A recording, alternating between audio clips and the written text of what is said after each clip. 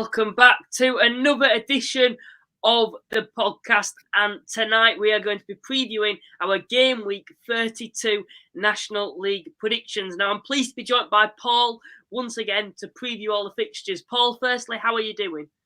Yeah, not bad, Luke. Not bad after the weekend. Not the best from our perspective. Of course, I made the journey down to Wealdstone to co-commentate with Paul, and Paul was the happier one out of the two of us come 5 p.m, weren't you, Paul? Yeah. I mean, listen, it seemed like a fairly comfortable win for Wealdstone in the end. Halifax didn't offer too much. Yeah. I think Wealdstone played very well, considering they'd lost their manager. You know, it could have been derailed slightly, but they played in the same manner and I think really deserved a comfortable 2-0 win. I know the second goal was the last kick of the game, but I don't feel that Halifax ever really threatened the Wealdstone defence. So, yeah, listen, it was a good performance off the back of losing Stuart Maynard, which was pleasing for us all. And it was also a pleasure to have you in the commentary box, Luke, and say hello personally. And, we had a good afternoon. So not a bad weekend. Yeah, it wasn't a bad weekend, apart from the result from my perspective. But no, thank you very much for having me on once again. And I think you thoroughly deserved the 3 points on Saturday. And of course, you did back that up with, I think, a respectable point against Aldershot. Of course, it was an entertaining game. We had it on over, I think, Liverpool or Arsenal, Nottingham Forest were playing. And we'd much rather watch that than that game, to be honest, especially considering how entertaining it was. Yeah, no, it was, and I think Ash, who sort of listens regularly, sort of messaged me and asked what I thought, and I actually said I felt there was going to be lots of goals. I hope I wasn't trying to put a dampener on it, and it ended up being 0-0, which obviously it didn't. Aldershot looked very, very good going forward. They're very lively. Josh Stokes clearly is a real talent, and there's a reason why he's gone into the EFL. They've done well to keep hold of him. Tolaj, he's a handful up top. I wouldn't be surprised if he ends up moving on again, having dropped down from Brighton. And they got Jack Barham, who they got from Maidstone. And, those three up top were really, really lively. And they caused Wealdstone a little bit of a problem and opened them a little bit. And obviously 2-0 up, I thought it was going to be a long night for the Stones 11 out there. But, to get 2 in 2 minutes through the second one through Ferguson, which was a particularly good goal, and Shauna Darkwell got the first. It went in at half time. I thought, it could have been anyone's game. And we obviously went 3-2 up and looked comfortable, missed a couple of really good chances. Max Kretschmar didn't quite get his shot away. And Nathan Ferguson probably should have done better, considering he scored a good goal. And he came back to haunt us because we lost Aaron Henry, got sent off for 2 bookable offences. I saw that. One of my pet hates, and maybe some of the guys listening will sort of have their views, but getting booked for kicking the ball away is just ridiculous. We know the referees are going to give it. They're hot on it this season. He's kicked the ball away in frustration, and then he's playing in a centre midfield position on a yellow card, and he's dragged one of their lads down who's on a break. It was a good team foul. You can't deny that, but when you're on a booking with 20 minutes to go and you're 3-2 up at home, it was daft. And we're going to miss him for the Barnet game Saturday, which is massive for us. And then pressure told. They put another centre forward on, Kwame Thomas, who was good in the air. They put Josh Barrett on, recent signing from Kings Lynn, who's got a load of ability going forward. And the pressure told, 91st minute, we let a goal in. So listen, you respect the point, 10 men. It could have been more. It could have been a lot less after half an hour. So, all in all, for the neutral, a brilliant football game to watch. For us, it was a great game to watch, and it was obviously the first game for the management team in David Noble and Neil Banfield and Sam Cox. So they didn't get off to a losing start. So we move on to the big one on Saturday against Barnet. Yeah, of course, it's Derby Day for you guys, and we'll be previewing that very shortly. But I think what I have gained from Wealdstone over the last 2 games, and I think there were 2 very, very different type of games. Halifax, it were quite, I thought, a defensively well-drilled performance. Of course, you did take the 2 chances that you needed, but overall, I think defensively is what you take away from that game, into a strong defensively. Where against Aldershot, you might say the attack to score 3 goals against Aldershot shows a lot of fight. But what I have noticed is, when I look at Wealdstone, there's no standout player. I didn't come away from Saturday thinking, so-and-so was on point for Wealdstone. Where other teams, for example, Aldershot, I thought Josh Stokes stood out for them as a standout. I didn't think any of the others looked poor, but I thought he was the standout player. And maybe that's a good thing for Wealdstone, is there's that camaraderie, I think it is, between the squad. There's no one who's outstanding there, I don't think, who's above everyone else's ability. And I think that's what kind of keeps this group together, in my opinion. And it's kind of showed. And maybe, just maybe, Wealdstone are a dark horse because they've got 2 games in hand on Eastleigh. If they actually win all the games in hand, I do believe they'd be in the playoffs, but it would be a big ask. Is that something that's beyond Wealdstone's ability? Or well, it's hard to say, isn't it? There's been a lot of transfer, a lot of movement in the National League today and yesterday, and Wealdstone aren't immune to it. They've lost their very influential midfield player, and Ashley Charles has gone on to play for Bromley, and fair play to Ash. He's been a brilliant servant for the last 4 or 5 years. One of my very favourite players. You miss him when he's not there. I felt we missed him a little bit against Halifax on Tuesday when he didn't play against Aldershot. And I think losing Aaron Henry on Saturday, losing Ashley Charles on Saturday, losing Mason Barrett because he also got sent off on Tuesday night. It does make our squad very thin. We just signed a new lad from QPR as a centre back, so there's going to be some rejigging, I guess, in the squad and the team. But listen, Luke, you saw them play on Saturday and Tuesday, and they've got every chance of winning more than they lose. But I think the squad's going to be stretched, and we've got a Tuesday, Saturday schedule now for the next 8 weeks, like many teams have. I just don't feel that we're in a position to strengthen like some of the clubs have in the last couple of days. We've had to sell a player and bring a young 19-year-old in on loan, whereas other teams are strengthening. Bromley have signed 3 or 4, Eastleigh have signed a couple, Oldham signed a couple recently. So Barnet have got picked up some excellent footballers in one of them in Luke Freeman. So listen, we are what we are. I think if we finish mid-table comfortably, we're going to be all right. Yeah, I know there is no deadline day for National League clubs at this moment. I think ours is actually April, so it doesn't particularly affect any team about doing transfers, but you do tend to see more business in the January transfer. Well, January, because obviously Football League sides can then negotiate. And today's certainly been a busy day, and I think a busy few days as we're approaching the end of the EFL transfer window now. There's some actual huge names that have come back into the division. One of them, of course, is Kabongo Tishimanga. He is on loan at Boreham Wood from Peterborough. Of course, he was on fire for Boreham Wood, earned a move to Chesterfield, did very well for Chesterfield and looked well beyond this division with his ability. And ever since he had that serious knee injury, he's still got his move into the Football League, but it's just not particularly worked out for him. And it does feel like he's gone back to square one, but Boreham Wood will appreciate him coming back to the side, and hopefully he can start scoring again, because he's clearly not been the same player since he got injured. Oh no, completely agree. I mean, listen, people have asked me over the years, who would you have in your first 11? And Shimanga was always up there. It was, who do you think will move on? Shimanga. I saw him play for Oxford City in the National League South against Wealdstone, and he was unbelievable. Then he went to Boreham Wood, unbelievable. Moved up to Chesterfield, banged a load of goals. And even when he moved, breaking his leg was a real unfortunate incident for him, and he's never really recovered. And clearly Peterborough weren't able to give him the minutes at League One level, so he's been at Fleetwood. Listen, if Boreham Wood can get him scoring goals, what a footballer they've got there. He is so good, and you can see why he's moved up. So listen, they don't score many goals, Boreham Wood. They're very defensively minded. Having someone like him as an outlet, it's got to be a benefit at this stage of the season. Yeah, it certainly has. And he's one of the long list of big names that have certainly entered the division. Of course, a lot of sides have done business. Please feel free to bring that up in the live chat. We'll be coming to that shortly. But we're just going to mention here some of the standout bits of transfer business that we've seen. Another player, of course, you previously just mentioned him there, Luke Freeman. He's made over 100 appearances for QPR in the Championship, 50 goals in the EFL. He's even had a handful of appearances in the Premier League as well. I have to say, when I first saw that he'd signed for Barnet, I didn't actually believe it. I thought it must be another Luke Freeman that we've not heard of, to be honest, because for a side like if, let's say, Chesterfield or Oldham would have signed him, I would have still said, wow, that's a massive signing, and I'd be shocked.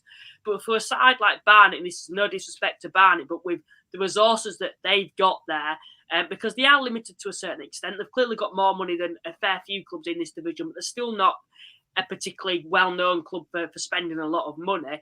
You have to say that's pretty impressive business for them to attract a player of that calibre to the Hive.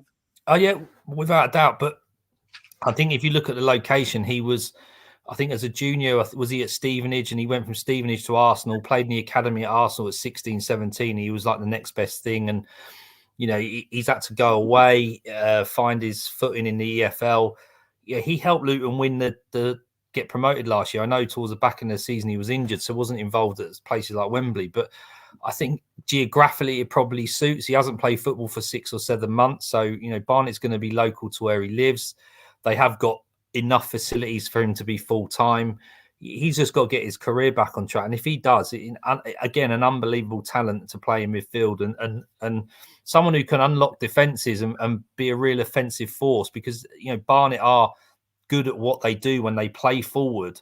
You know, they're susceptible at the back, and we know that. But, you know, going forward, they're very, very good, and he is only going to add to their armoury because what a talent. You know, like you said, Luke, he's played in the Premier League. He could well have been in the Premier League this year if Luton had kept him on. So he played at the top end of the EFL Championship last year. So, yeah, you know, I'm not looking forward to watching him on Saturday, but I'm looking forward to watching him. It just depends really if, you know, if he's up to match fitness. He hasn't played for 6 or 7 months. It may take him a couple of games to get there. But, you know, once he's up and running, a great signing. Now, we're going to come back to the signings very shortly. There's a few more big names that I want to talk a little bit about, but I feel we do need to head over to the live chat. I'm sure they'll bring in a few more signings for their own clubs as well. First person in tonight is Lee, who's a Wrexham fan. He said, yo, evening all. Joe's coming tonight. Hello, Joe. Evening all. I'm probably going to upset a few here, but I'm not massively impressed with Garner to Oldham. He's nearly 36, scored 12 in 3 seasons in 84 appearances and won 20-plus season. Maybe this is his level. And I think you're right, Joe. You know, he's been at Carlisle League 2. He's played at Forest and Watford, you know, back in sort of early in his career. He's obviously got the capabilities. And do you know what? It may be the case that they're just bringing him with a bit of experience at this level and someone who may know what it takes to get promoted. I don't know in his CV he's got promotions, but they're gonna need that because they're hugely inconsistent still, aren't they? That's the one big thing about Oldham. So, you know, you got to suck it and see with people like him. Is he going to be a starter? Who knows? You know, they've got about 8 centre forwards, haven't they, Oldham? Yeah. So they've got an embarrassment of riches up top. I know a couple of them are out of favour, but I don't know. I think it's just another good addition to a squad that are going to go for playoffs. Yeah, of course, they've got Dallas, haven't they, and Norwood, and I think they're the two that will be expected to produce the goals. And I think Garner, like you've mentioned, might just add that bit of experience going forward for them, and hopefully we'll chip in with a few goals if, let's say, Norwood or Dallas do get injured. But it's interesting to see with Oldham. I know we've spoke a bit about it. They've got lots and lots of strikers. Alex Reed is one of the names. Of course, he's a striker that's proven himself at this level to be a good striker, and there'll be a number of clubs in this division that would happily take him in to their side. Kurt Willoughby, I think he's expected to maybe be dropping down a division. Of course, he ripped it up for Chester last season, and it just doesn't seem to have worked out at Oldham. And I'm sure there's one or two. Michael Fondop, he's someone who's been getting in and regularly starting this season. What's going to happen to him now? Because he hasn't been dreadful this season. I think he's had quite an impressive season for Oldham, to be fair, in my opinion. And I'm sure he'll be a little bit disappointed when you've seen all these new strikers coming in, because he'll probably be thinking, well, what have I done wrong? And maybe it's that side of things that Oldham have got to think about. Is are they going to start unsettling the squad? Because they were actually starting to improve Oldham, like we've mentioned. And of course, they're adding to the squad still, but maybe certain players in that squad, and I'm not saying for 1 minute they shouldn't have signed these players, but certain players in that squad will fall further down the pecking order, and they might think, well, what have I actually done wrong here? We're actually winning at the moment. We'll move on to the next comment, and it's our Maidstone. But of course, Paul, me and you were at Wealdstone, and we were watching the final few minutes of this game, and yeah, very happy to see Maidstone manage to beat Ipswich, and I might actually be going to the next round if it's at Hillsborough. So I might see you there, mate. What's he said then, Paul? He says, "Hi all, been a great weekend for us and non-league as a whole in the FA Cup. Managed to speak with Lucas Coverland the other day and he still couldn't believe what happened. Yeah, as I say, Luke, we saw the last few minutes at the Vale, didn't we, just before the match started on Saturday. And Ipswich were bombarding the goal, but Maidstone looked more than comfortable, and Lucas Coverland sort of proved his worth to them on Saturday. But listen, the most impressive thing was the quality of the goals that Maidstone scored. You know, they wouldn't have looked out of place if that had been Ipswich scoring them, especially that first one. The pass, the poise to finish like he did over the goalkeeper, and any non-league fan are going to be chuffed to bits for Maidstone. Maybe not so much Dartford and people like that, but you've got to be chuffed for Maidstone to be able to get to that level. I saw him play against Cheshire United earlier in the rounds, and they did what they had to do to beat Cheshire, and they've gone on and just got better and better. And George Elokobi's got a lot to needs a lot of praise, to be fair, because he went in there at a time when they were really unsettled, weren't they? The American owners, were they going to sell it? Was it going to be investment? No, they got dropped down to the National League South. They lost a couple of players, and he's got them back settled. There seems to be a connection between the players and the team, and the fans. So, yeah, brilliant for Maidstone, brilliant for non-league football, and really the best of luck to him. Unfortunately, they didn't get a great draw, but it's still something that they couldn't have believed at the beginning of the season. Yes, certainly, like you've mentioned there. We've also had David who's come in and he said, incredible result for Maidstone, such a shame they couldn't get a top 4 team. I won't put it past them, though, against Sheffield Wednesday or even Coventry to go there and get a result. It'd be a big ask, but maybe we could see another record broken. I know that they've already broken a record, I believe. I think, was it Lincoln? They were the only side in non-league to get to the quarterfinals. And Maidstone, you'd like to think maybe they've got a good opportunity there to get to the quarterfinal themselves if they can beat Sheffield Wednesday or Coventry. And like I said, I do think there's an opportunity there against a side like Sheffield Wednesday, who are clearly struggling in the Championship at the moment. Alex has come and said, come on, you Reds, I believe, up the Harriers. And then George has come in, Paul. Hi, everyone. Very pleased after this weekend with a strong and surprising win against Oldham. Hoping to build on that. Yeah, I mean, listen, Woking pulling out a result against Oldham. Woking have been absolutely dire recently, haven't they? And to be fair to George, he did turn around, I think, was it last week before, said, he's seen the performance in improving, even if we were sort of mentioning the fact that their results weren't. So, yeah, listen, they've taken advantage of Oldham's very, very weak form at home and exploited that. And, Woking have got a battle down there, but I think they've got quality on paper and a manager now that's experienced in this league to try and get them out of it. And it's going to be an interesting last few months for them. Yeah, it certainly will be. And I think, getting results like that against Oldham, it was unexpected. They were out of form. No one particularly expected them to go there. They were playing against a side that's been on form at the moment.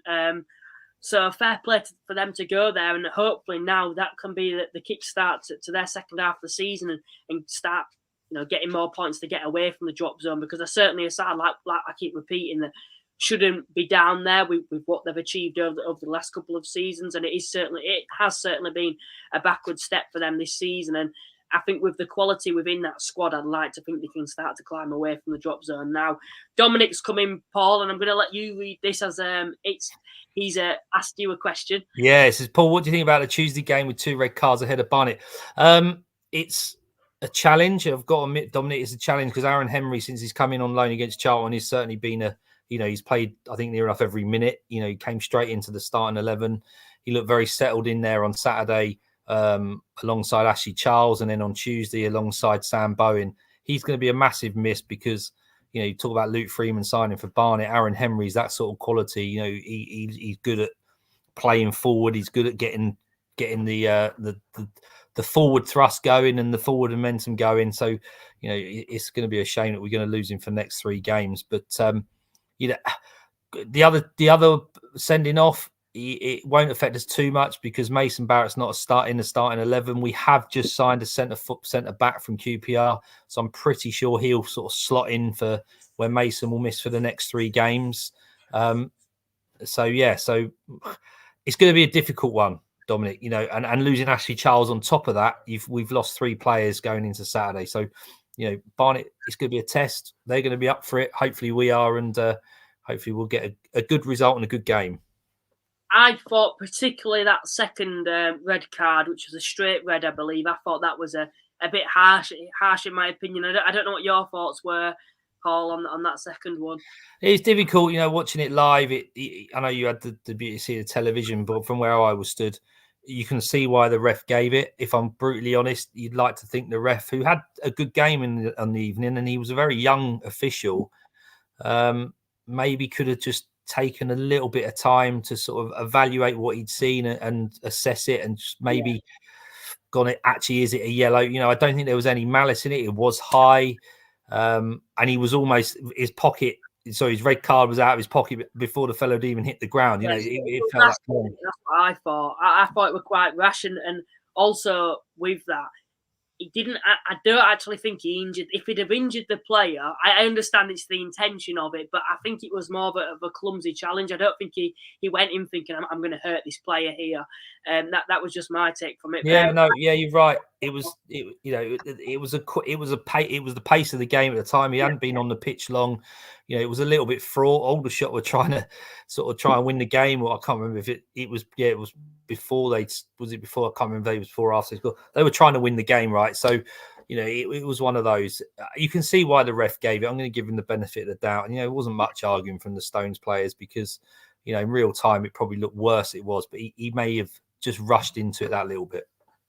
Adam's in tonight and said, "Hi, Luke and Paul. How are we this evening?" I'm good, Adam. Thank you very much. And then we've also had opinions on Halifax's new signing. I'm probably in the best position to talk about this, of course.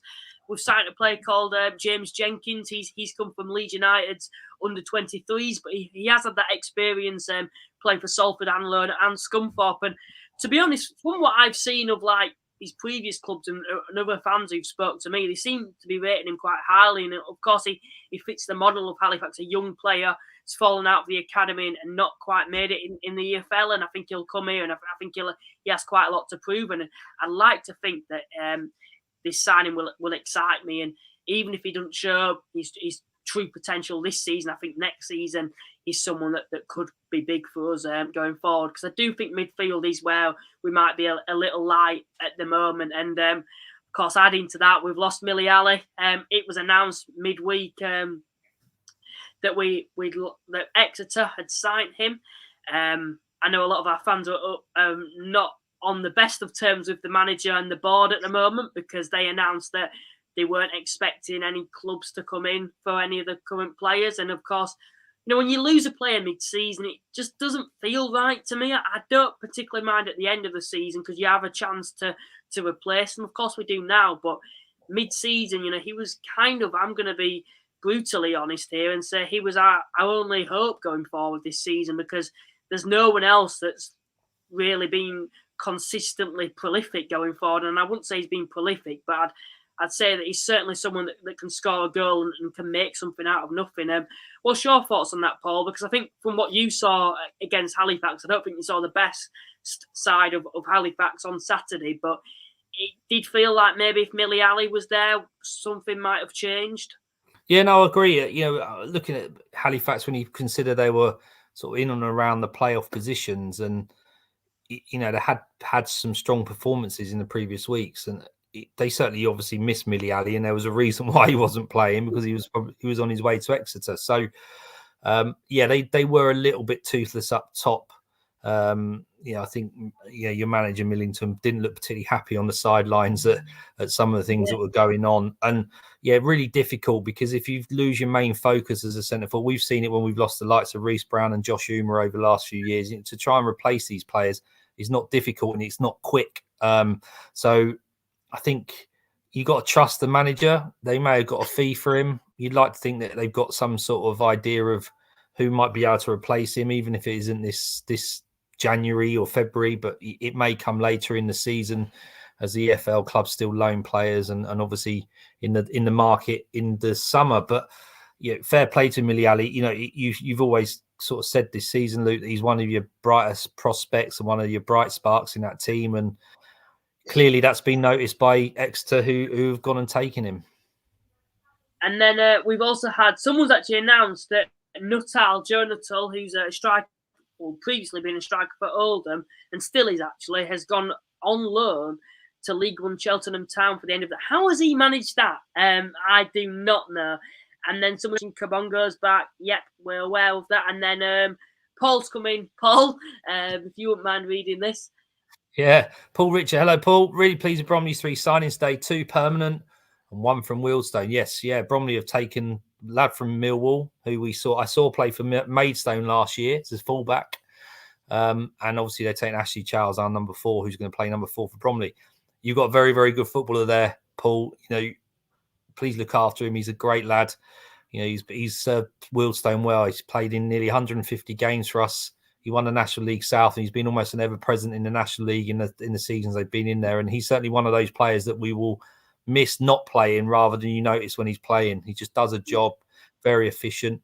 And if I'm brutally honest, I'm surprised it's taken as long as it has for him to go into full-time football. He's 24 years old. He was schooled at Watford. He's played in National League South and National League level since he left Watford. A very, very good lad on and off the field. He'll fit into Bromley because, he'll be that defensive cover. He'll be the one that can win the ball, give the ball.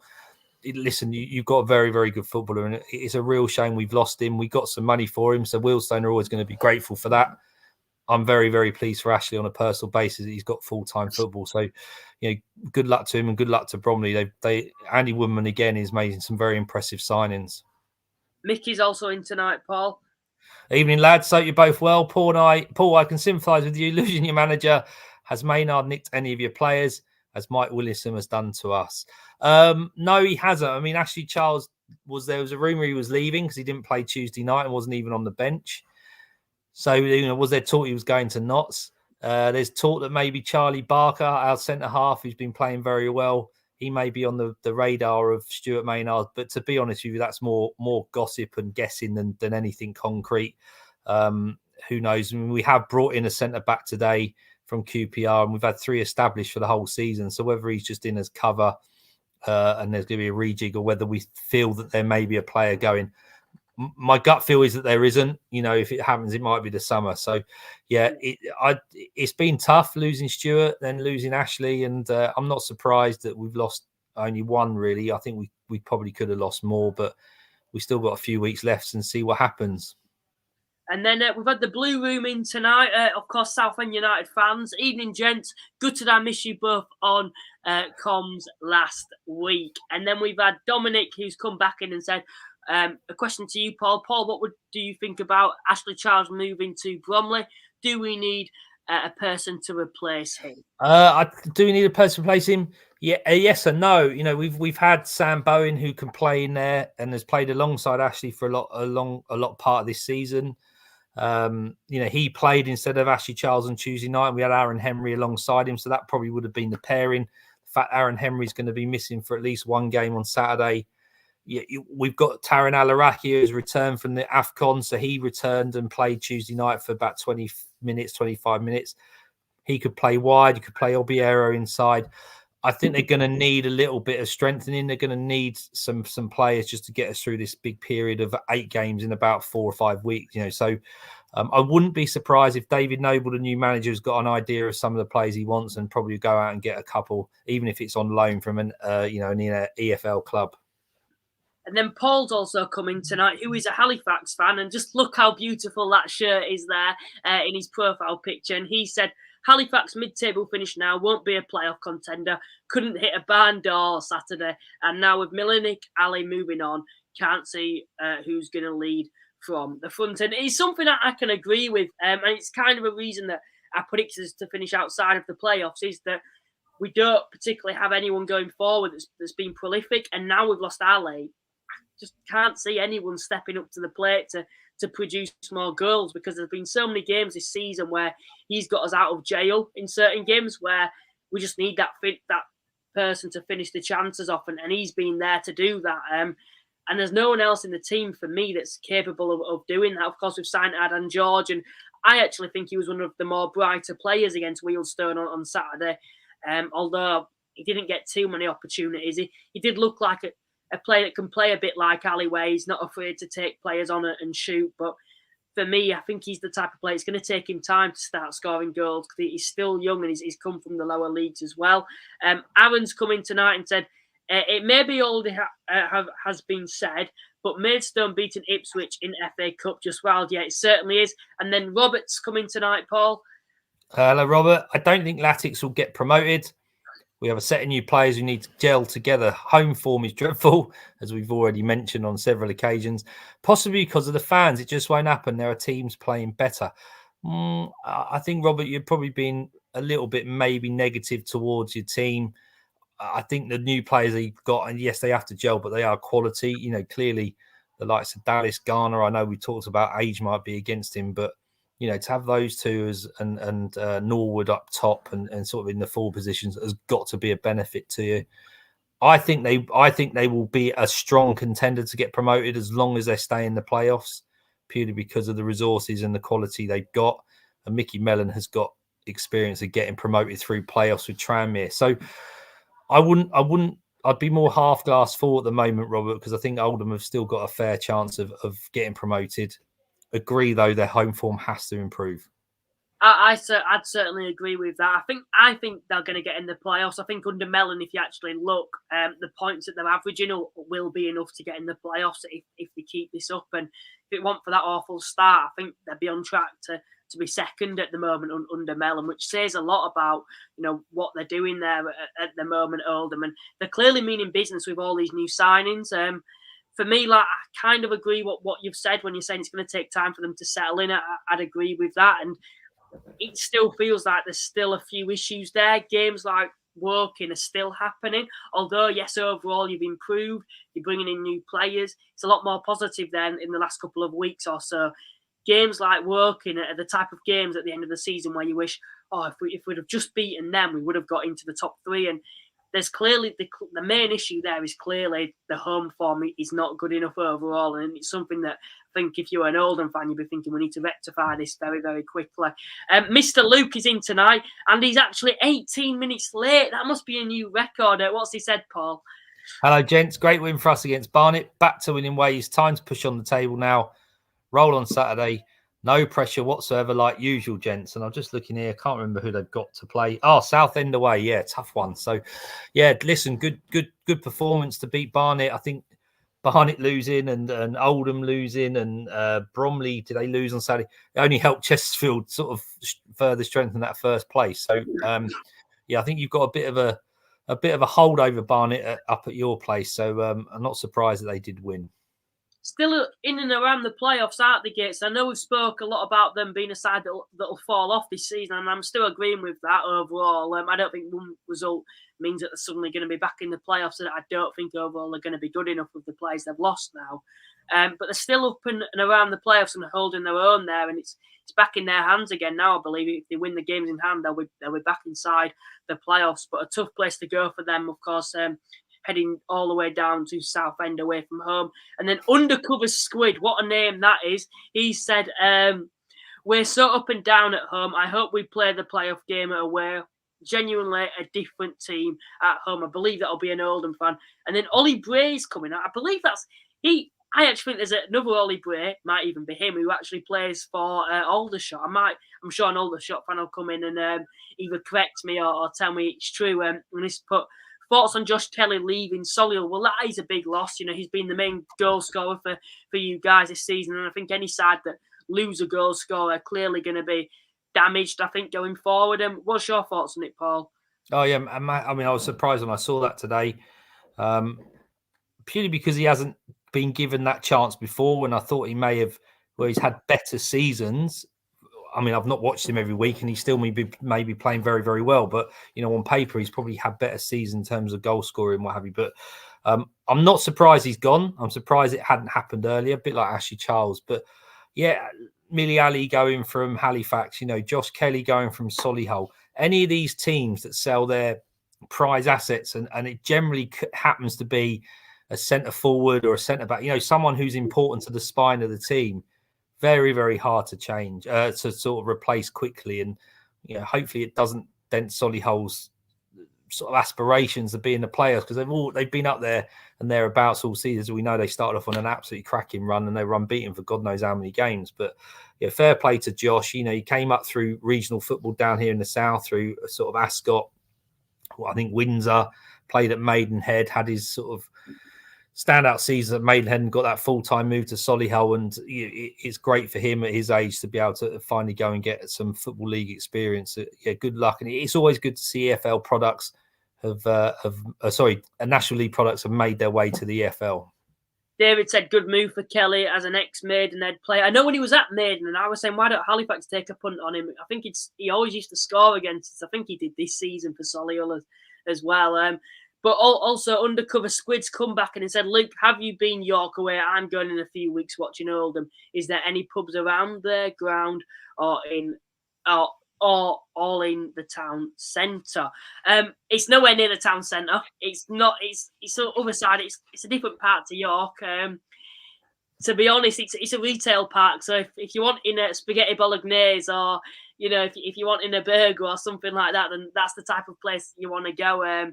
Yeah, it's not bad. It's just very different to what you usually get on a football away day. It's not your traditional pubs all day and then go in the ground. It's more just full of shops. You might want to go shopping before the game, to be honest, if you've got any shopping to do.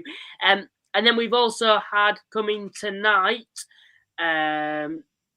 David's coming. Oh no, Joe's coming and said Joe Dart, he's a decent referee. Can't remember his name, but we've had him a few times. I think it was the angle and height of his foot. Yeah, listen, he was a really good. I mean, he only looked about 14 or 15. He looked very young, but he commanded the game very well. And it wasn't a dirty game. It was a good footballing game. So I think that probably helped him. There was no massively controversial decisions. And I think you're right, from his angle and the height of the foot, he's going to think it's a red card. I can't blame him. I just felt that maybe if he'd just taken a bit of time and a bit of stock of it, he may have made a different decision. But, there was no complaints. If it goes for you, if that was an Aldershot player hammering a Stones player, I'm pretty sure the Stones fans would be, he's got to go. So, fair play to him. He made the decision. And it was an authoritative one. He made it straight away. That's what he felt. You can't really ask any more of that, considering he had a really good game aside from that. Tom's not happy, apparently, that Kelly's left the club. Another Solihull fan that's joining us tonight.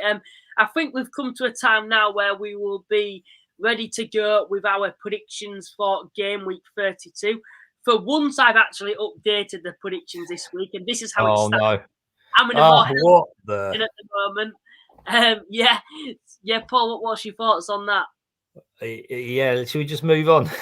As well, to be honest. I actually thought you'd close the gap, but I was counting it up, and instead, I think I've extended it a little bit. I think you've got a dodgy calculator, Luke. I've done it fairly.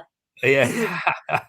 Listen, I've got a lot of catching up to. It's a marathon, not a sprint. We've got a good few weeks left to go. So let's claw some of those 12 points back this weekend. Yeah. Who's to say what we're going to what I'm going to achieve? But listen, they're so difficult to predict. Who would have said Woking would have beaten Oldham? Who would have said maybe Wealdstone would have beaten Halifax? Just a couple of results. So, and all the bottom four won on Saturday. Who would have put all bottom four teams winning on a Saturday? So, it's a massively difficult thing to do. And I sit there every week and sometimes I take absolutely not hours, but loads of time over it. Other days I'll just whack through and think, right, I'll just go with my gut feel. So let's see how we get on this week. Yeah, to be fair, I'm the same, to be honest. Some weeks I'm proper in the mindset to sit down, analyse, look at previous games, do the predictions other weeks, stick some predictions on randomly. And to be honest, when I go with my gut feeling without looking at statistics and reading into it, I usually do better, to be honest. But this is how the table looks at the moment. Chesterfield top, Bromley, Barnet second and third. Making up the playoffs, we've got Solihull, Altrincham, Oldham and Aldershot, who are still inside the playoffs. Gateshead have climbed back up to 8th. I believe they'd actually dropped down to 9th. Halifax are in 10th now and Rochdale are in 9th. Of course, Eastleigh are a side that maybe we can talk a little bit about when we come on to their game, because they're winless in 2024 and they haven't actually won since the 23rd of December. Of course, they're a side that I thought might sneak into the playoffs this season. Wealdstone, of course, sitting in 12th. They've got a lot of games in hand, though, on sides above them. And for all we know, it's in their hands to make the playoffs this season at the moment. And then we've got Hartlepool in 13th, who managed to come from 1-0 down, I believe, against York to go 2-1 up, thanks to Manny Diasaruwe coming off the bench, already making an impact there. He scored 15 goals for them this season. And then Maidenhead, Southend, Dagenham, Bournemouth, Dorking, York, and Woking above the drop zone. And then it's the sides that got promoted last season who make up the bottom four. But Ebbsfleet, Fylde, and Kidderminster are three sides for me that I think are all capable if they can put a run together to get out of this drop zone this season. Oxford, of course, sitting rock bottom. And in my opinion, that's not going to change anytime soon. First game then, it's your boys, Barnet versus Wealdstone.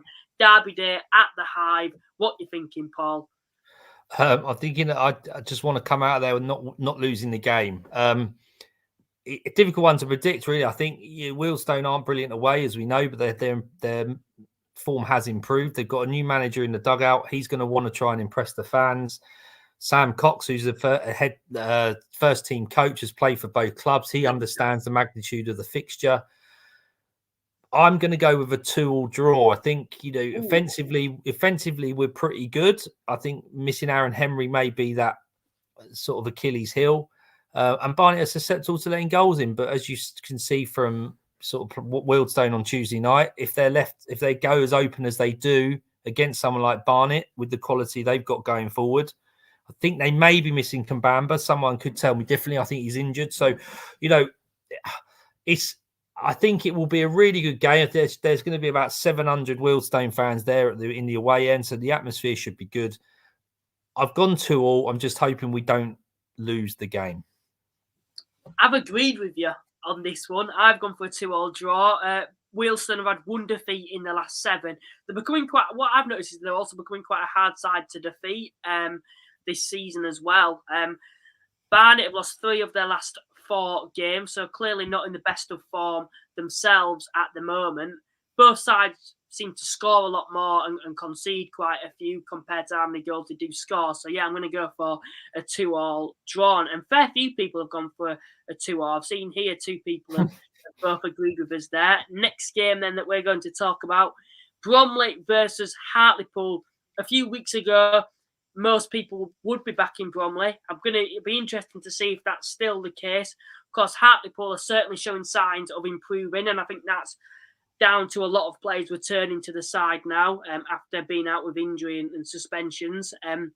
Bromley, of course, I think haven't won in the last 4, and of course were defeated to Fylde last Saturday.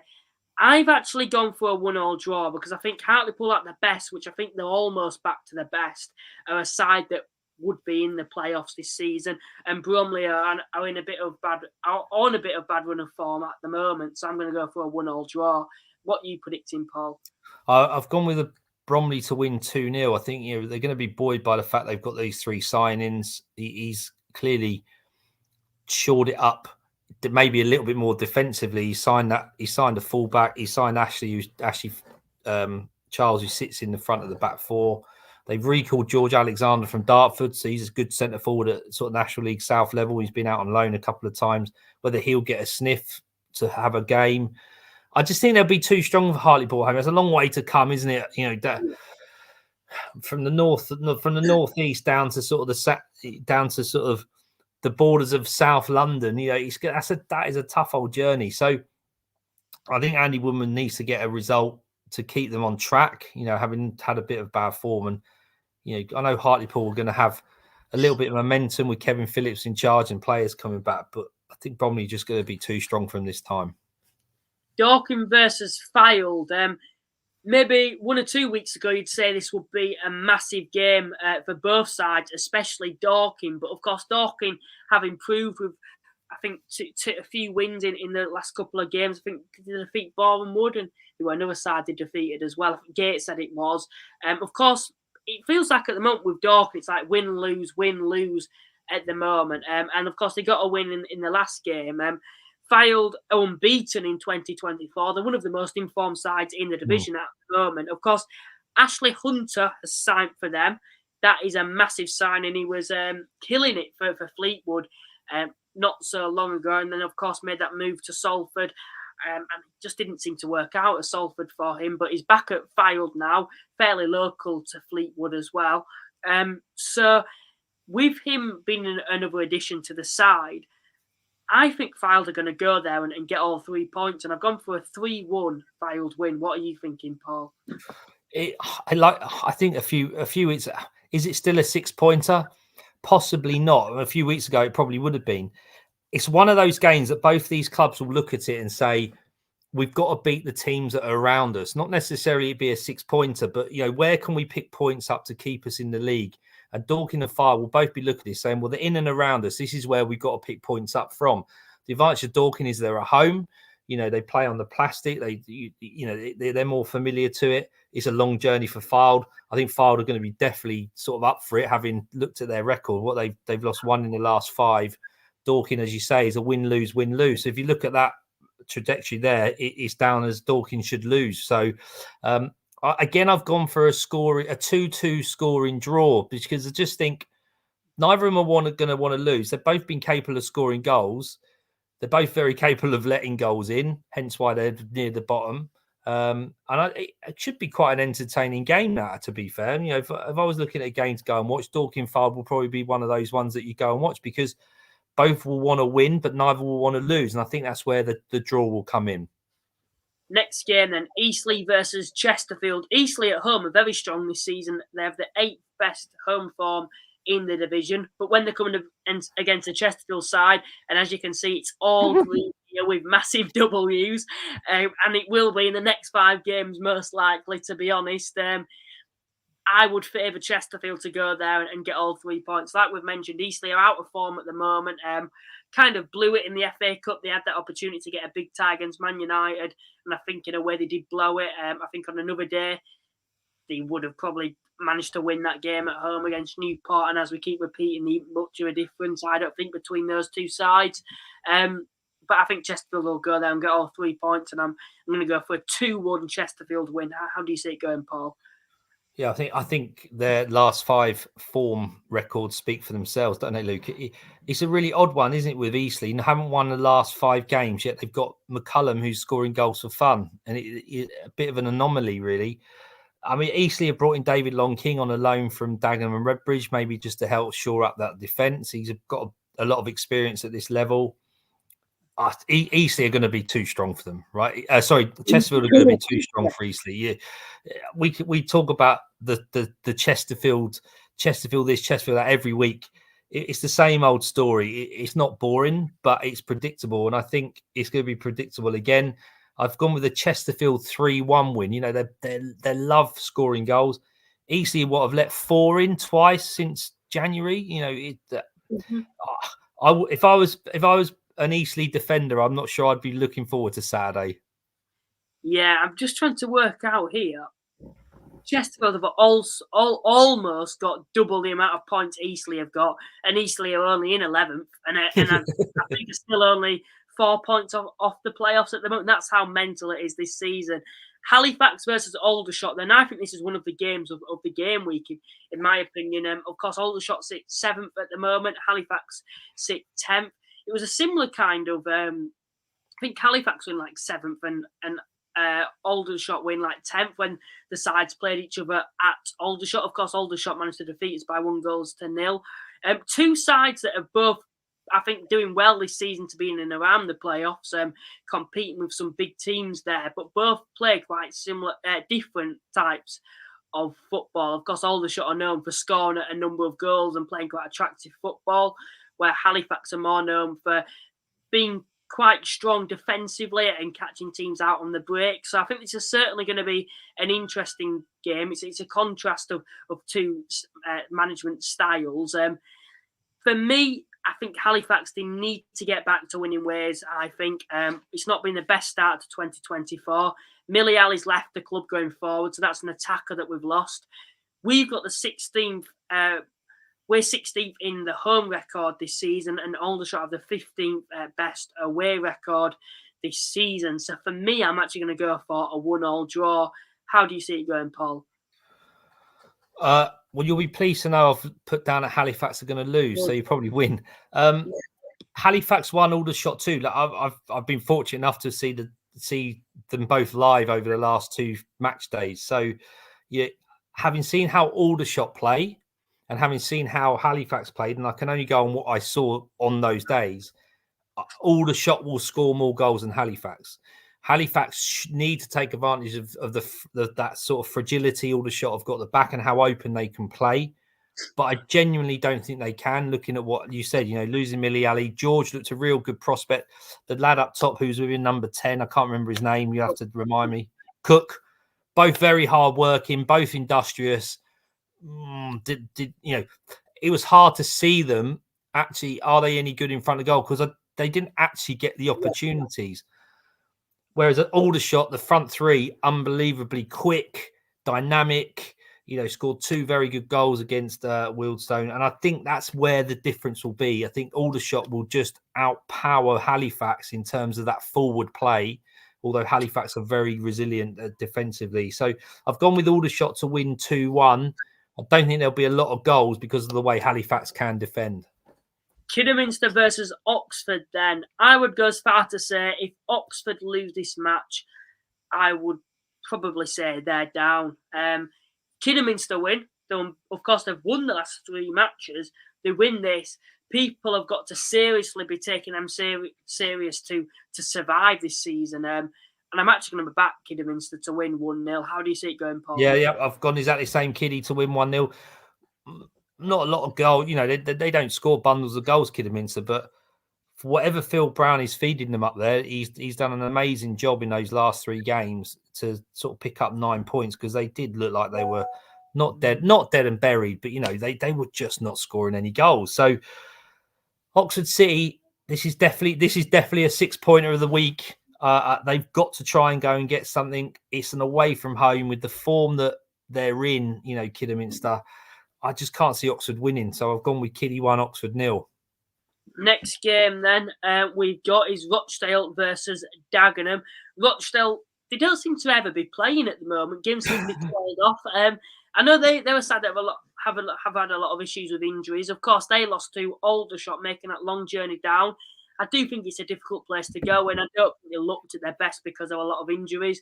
Dagenham, as we can see, and it's same season on season, just very inconsistent, and it's just a bit stalemate there.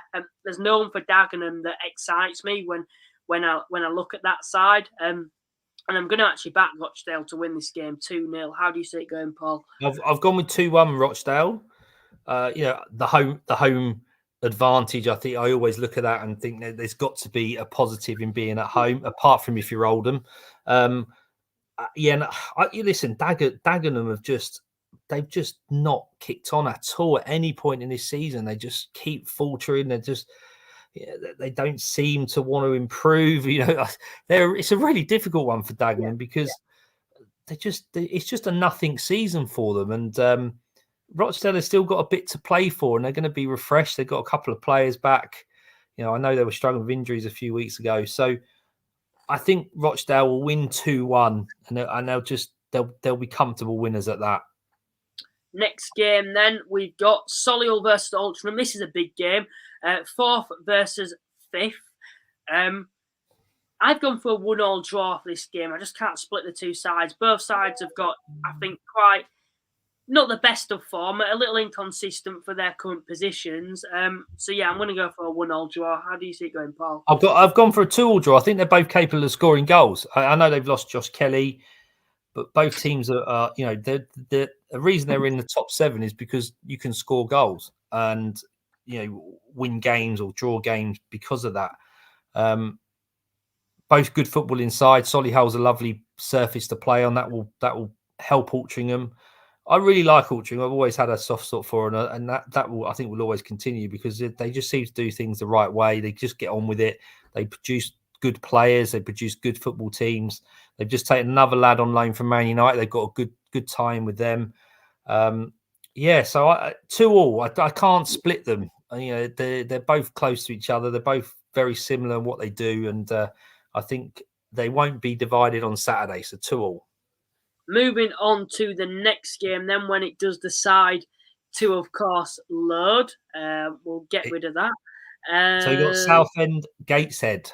Southend versus Gateshead. Then, of course, Southend decide that might, maybe, just maybe, do have the capabilities, even with the 10-point deduction, to get back in this, get in the playoff race this season. Gateshead, of course, 8th at the moment. Been a lot of questions about them. As you can see, the form isn't in the best state that it's been in all season. But, of course, they managed to get quite an impressive win against third place Barnet by coming from 1-0 down to defeat them. Paul, how do you see this going? Southend 3, Gateshead 1. I mean, they're both... This is like two teams that are like boxers that are on the ropes for the season, isn't it? In terms of where Southend were, they were almost on the canvas, knocked out, gone. They've got back up. Gateshead were the ones that were, fighting at the top. They've now had a few sort of sucker punches in terms of players lost and players going back on loan. So, out of all the teams in the National League this season, those two are the ones that are going to feel the most hard done by, I would imagine. And I think that the resilience they've shown, Gateshead got back on track. Rob Elliott's got some good players in to replace those he's lost. Kevin Mayer and his management team and what those squad have done and managed to keep on deals now they've got a bit of money is incredible. And I do hope for them that they can push into those playoffs, because I think it would make them interesting if they did. So I think Southend is going to be too strong for Gateshead. The fact they are at home at Roots Hall, and it's going to be 3-1 to Southend. I've gone for 2-0 to Southend. Like I said, like you've mentioned there, they're at home. They're a lot better at home than they are away. And Gateshead, like I mentioned, I've still got quite a lot of questions about them. And it's a long way to go. For me, I'd expect Southend to be able to win this game. So I'm going for a 2-0 Southend win. We'll move on to the next game, Woking versus Bournemouth. Woking might be a little bit more confident now that, of course, they finally got that win. It was the first time they won in...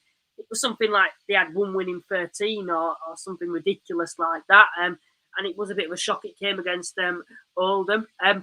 Bournemouth, though, might be a bit of a different side now that Tishamanga has, of course, signed on loan for them. It'll be interesting to see how Bournemouth do now that he's joined there, because he does have that. He can have that much of an impact on the side if he's at his best. I'm actually going to go for a 2-0 Woking win. How do you see it going, Paul?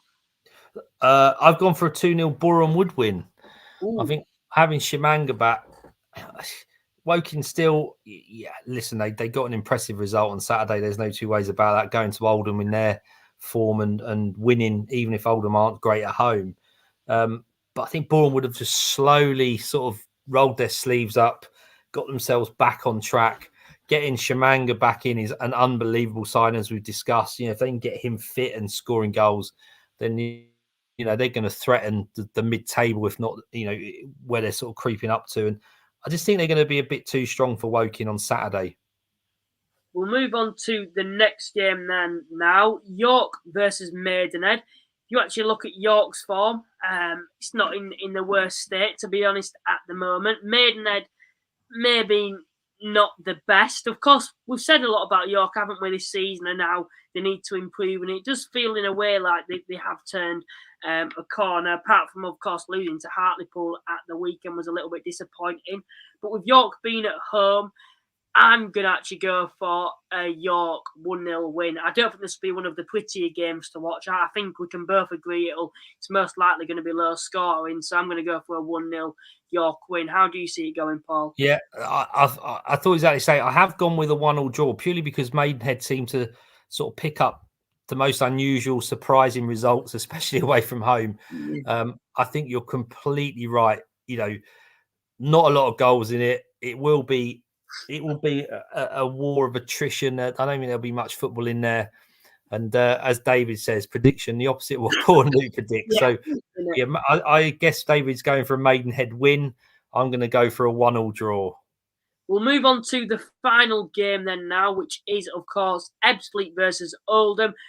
Oldham, of course, overall are in decent form. I don't think they should read too much into that Woking game. They're away from home. Everyone's aware they're better away from home than what they are at home. And they're playing against a struggling Ebbsfleet. But, of course, Ebbsfleet went up to Oldham early on in the season and put 4 past them. Do I think the same will happen again at Ebbsfleet? No, I'm actually going to go for Oldham to win 2-1. How do you see it going, Paul? Yeah, I've gone with Oldham to win 2-0. I mean, Ebbsfleet are going to have a little bit of that new manager bounce. I think Danny Sell has been brought in as a interim manager until they replace Dennis Kutrieb, who got sacked last week. Last week. Not surprised he's been sacked, but that they were looking like they could improve. I saw them beat Wealdstone, and probably one of their better performances they put in all season, to be honest. Does Danny Sell change the way they play? They weren't scoring a massive amount of goals. They weren't brilliant at the back. They showed a bit of resilience. We'll have to wait and see what changes with the new management. But I think Oldham are going to be too strong. They're still in there with a shout of getting promoted. I know, I keep saying that they're going to be in the playoffs. They've got to believe that they can be one of the stronger teams going into the end of this season, and they've got to look at beating the likes of Ebbsfleet without a shadow of a doubt if they want to be looking up there to get promoted. So I believe that does conclude our National League predictions for, Game Week 32 predictions, I should say. Please remember to like and subscribe. Of course, liking gets it out to more people, the podcast, and subscribing, of course, builds the community up even more. Thank you to everyone that's joined us tonight, and thank you to everyone that's put up with me. I think everyone will know now by listening to me for the past hour that I'm full of cold. So thank you to everyone that's put up with us tonight, and thank you once again, Paul, for joining me. Yeah, no problem, Luke. It's a pleasure as always. It's nice to have the interaction with those people on Twitter and Facebook, and obviously seeing them at games. So I'm hoping to, I may bump into a couple of Barnet fans that I know on Saturday. And as I say, if you ever see me at any games against Wealdstone, then please come and say hello. Always happy to have a chat and talk about what we talk about on a Thursday to whatever you want to say on a Saturday. So no, thanks for having me, Luke. I appreciate it. Let's hope that I do better in the predictions I have done in the last couple of weeks. Yeah, let's hope so for your sake. But once again, Paul, thank you very much for joining me, and we will see you all next Thursday. Bye for now.